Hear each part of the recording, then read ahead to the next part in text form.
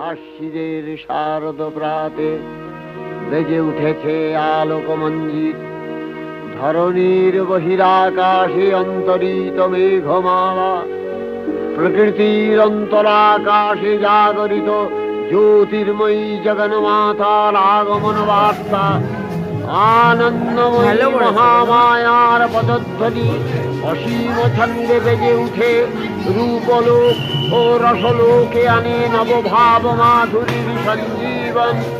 তাই আনন্দিতা শ্যামলী মাতৃকার চিন্ময়ীকে মৃদুময়ীতে আবাহন। আজ তো